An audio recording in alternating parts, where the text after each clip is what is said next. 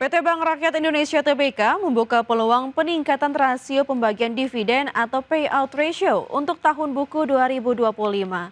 Keputusan final akan ditetapkan melalui rapat umum pemegang saham yang dijadwalkan pada 10 April 2026 mendatang.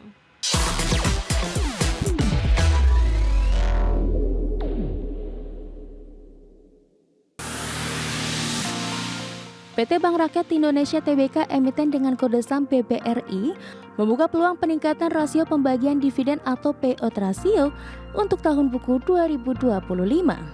Berdasarkan keterangan resmi, perseroan akan melaksanakan RUPS pada 10 April 2026. Pemanggilan rapat akan dilakukan pada 13 Maret 2026 melalui situs web KSEI, BEI, dan perseroan. Pemegang saham yang mewakili 1/20 atau lebih dari seluruh saham dengan hak suara, serta pemegang saham seri A Dwiwarna dapat mengusulkan mata acara rapat. Usulan disampaikan tertulis dan diterima direksi paling lambat 6 Maret 2026. Direktur Utama Heri Gunardi menyatakan penentuan rasio dividen akan mempertimbangkan struktur permodalan, rasio kecukupan modal, serta rencana pertumbuhan jangka panjang untuk menjaga keberlanjutan bisnis. Saat ini kondisi permodalan perseroan dinilai sangat memadai dengan rasio kecukupan modal atau CAR di kisaran 23,52%.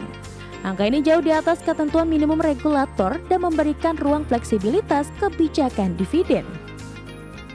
Dengan posisi permodalan yang kuat, manajemen menilai perseroan memiliki ruang untuk memberikan dividen dengan payout ratio lebih tinggi dibandingkan level historis.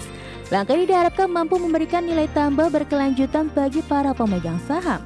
Tim Liputan, IDX Channel. Pemirsa, emiten desain interior dan furniture PT Harta Jaya Karya TBK atau Meja berencana membagikan saham bonus dengan rasio 10:8. Aksi koperasi ini bertujuan untuk memperkuat struktur permodalan sekaligus meningkatkan likuiditas perdagangan saham perseroan di bursa.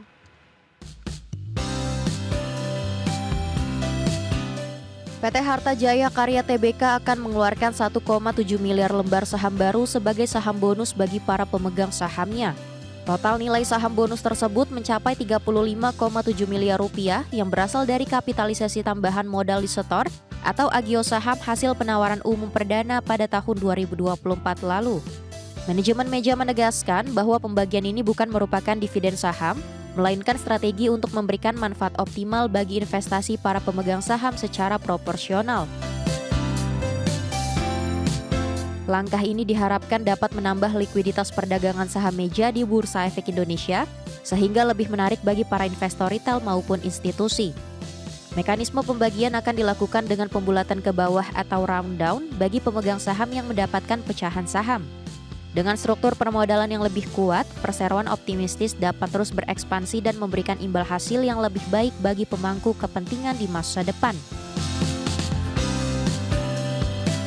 Perseroan menjadwalkan rapat umum pemegang saham luar biasa atau RUPSLB pada 8 April mendatang untuk menyetujui rencana besar tersebut. Adapun periode perdagangan dengan hak atas saham bonus atau cum bonus di pasar reguler ditetapkan pada 16 April 2026. Jika berjalan sesuai rencana, pendistribusian saham bonus kepada pemegang saham yang berhak akan dilaksanakan secara serentak pada 8 Mei 2026 mendatang. Berbagi sumber IDX Channel. Pemerintah terus mengawasi dampak eskalasi perang di Timur Tengah, khusus potensi gangguan di Selat Hormuz yang menjadi jalur distribusi energi dunia.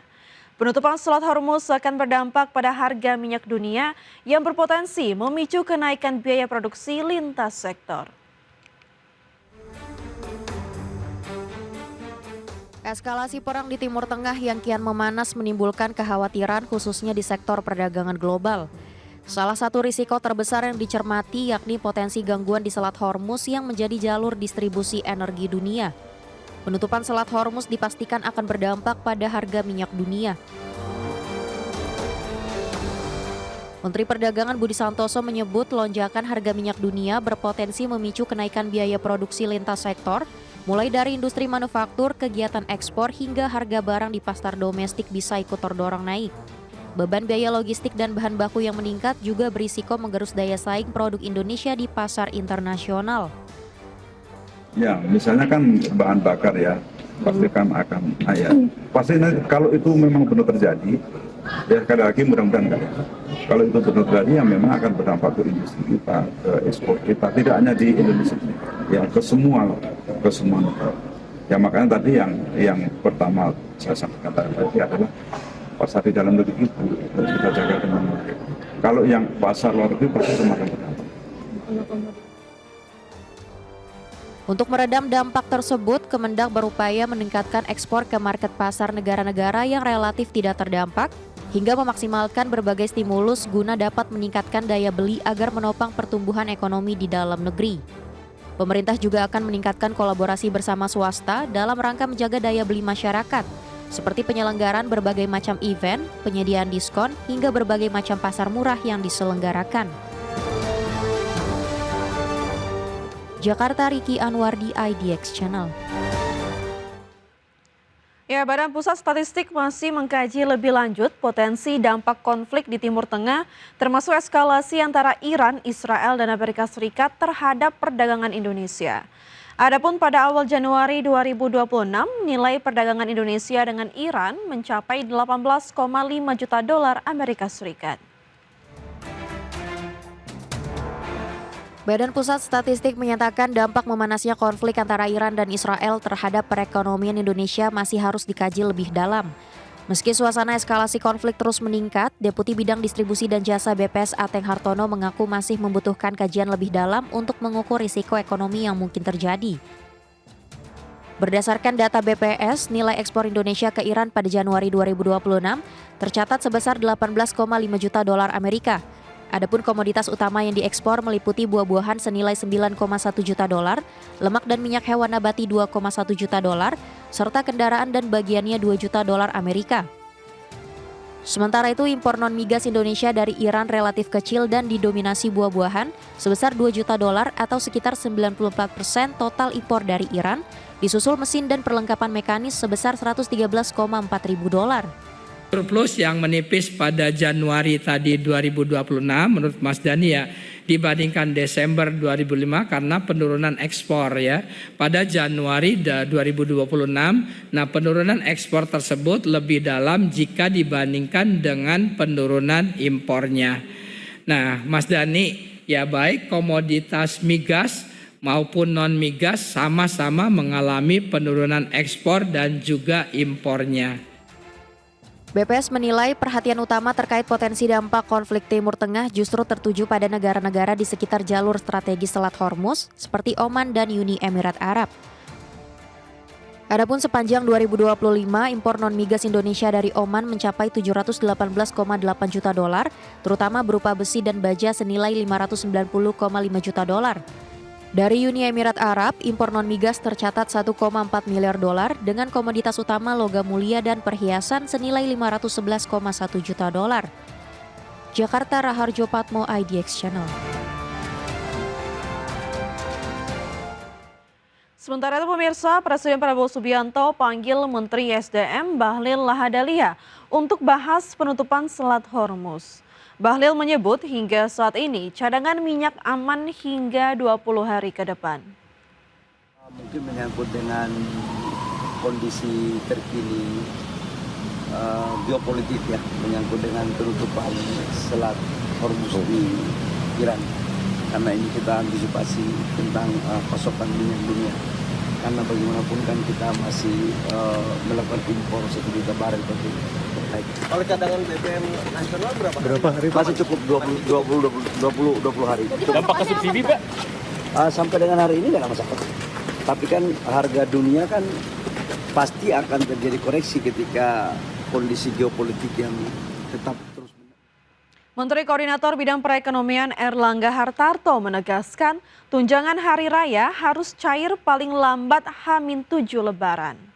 Selain itu pemerintah juga melarang THR Lebaran untuk karyawan swasta dicicil. Erlangga juga mengungkapkan THR berlaku bagi karyawan swasta yang bekerja minimal 1 tahun.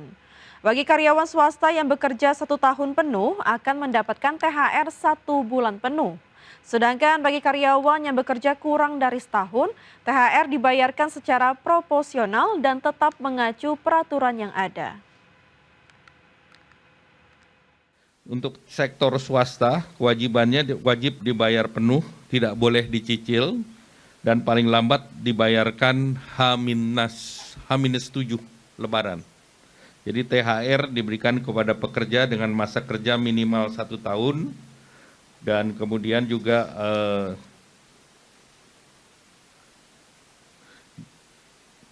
jumlahnya minimal jumlahnya adalah 1 bulan upah, sedangkan pekerja dengan Pemirsa, Menteri Koordinator Bidang Pangan Zulkifli Hasan buka suara mengenai beras impor dari Amerika Serikat yang menjadi bagian dari Agreement on Reciprocal Trade. Menurut Zulhas, beras yang diimpor dari negeri Paman Sam itu merupakan beras khusus.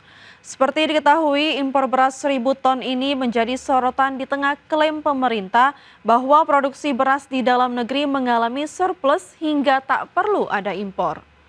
Meluruskan hal tersebut, Zulhas menegaskan bahwa beras yang diimpor dari Amerika Serikat ini beda dengan jenis yang sering dikonsumsi oleh masyarakat. 1.000 ton memang perjanjian itu mengenai beras khusus. Seperti Jepang itu kan ada beras Jepang, ada basmati ya, disebut beras khusus ya. Nah, kalau beras khusus ada juga beras buat orang yang kena gula gitu. Nah, kita yang jelas bukan beras yang buat makanan kita ya. Jadi berbeda jenisnya ya, Pak? Kalau beras khusus ya memang ada, termasuk perjanjian kita dengan Jepang kan ada beras Jepang tuh. Yang buat restoran-restoran Jepang kan dia berasnya khusus mendatangkan dari sana. Ya itu kita boleh ya. Di kita nggak bisa produksi sendiri, Pak, emang, Pak? Mahal itu 100.000 lebih 1 kilo kan. Iya, siapa mau beli kan? Yang beli kan yang makan di restoran Jepang aja kalau yang Jepang kan gitu. Jadi lebih murah impor ya, Pak? Bukan mahal harganya ya. Kayak beras